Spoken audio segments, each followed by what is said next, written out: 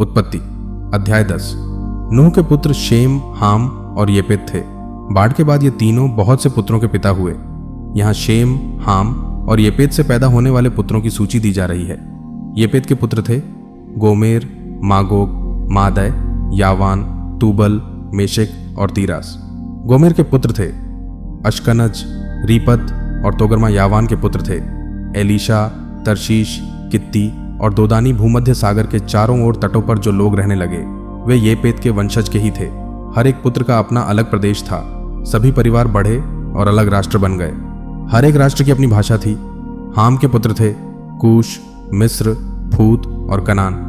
कूश के पुत्र थे सबा, हबीला, सप्ताह, रामा, सबूत का। रामा के पुत्र थे शबा और ददान। कूश का एक पुत्र निम्रोद नाम का भी था। निम्रोद पृथ्वी पर बहुत शक्तिशाली व्यक्ति हुआ। यहोवा के सामने निम्रोद एक बड़ा शिकारी था। इसलिए लोग दूसरे व्यक्तियों की तुलना निम्रोद से करते हैं और कहते हैं, यह व्यक्ति यहोवा के सामने बड़ा शिकारी निम्रोद के समान है। निम्रोद का राज्य शिनार देश में बाबुल, एरेक और अवकत प्रदेश में प्रारंभ हुआ। निम्रोद अशूर में भी गया। वहां उसने नीनवे, रहोबोतीर, कालह और रेसेन नाम के नगरों को बसाया। रेसेन नीनवे और बड़े शहर कालह के बीच का शहर है।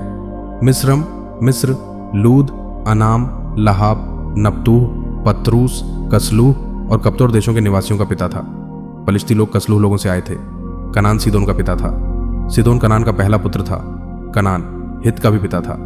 और कनान यबूसी, एमोरी, गिरगाशी, हिव्वी, अकरी, सीनी, अरबदी, समारी, हमाती लोगों का पिता था।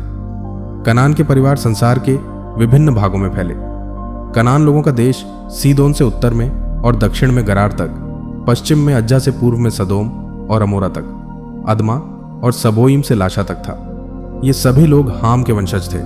उन सभी परिवारों की अपनी भाषाएं और अपने प्रदेश थे। वे अलग अलग राष्ट्र बन गए। शेम येपेत का बड़ा भाई था। शेम का एक वंशज एबेर हिब्रू लोगों का पिता था। शेम के पुत्र एलाम, अशूर, अर्पक्षद, लूद और अराम थे। अराम के पुत्र ऊस, हूल, गेतेर और मश थे। अर्पक्षद शेलह का पिता था। शेलह एबेर का पिता था। एबेर के दो पुत्र थे। एक पुत्र का नाम पेलेग था। उसे यह नाम इसलिए दिया गया क्योंकि जीवन काल में धरती का विभाजन हुआ। दूसरे भाई का नाम योक्तान था।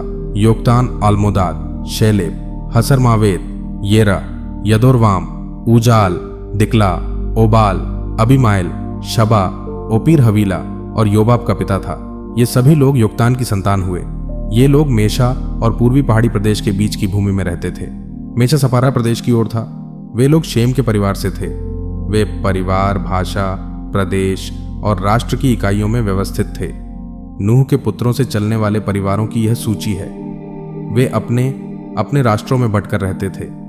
बाढ़ के बाद सारी पृथ्वी पर फैलने वाले लोग इन्हीं परिवारों से निकले।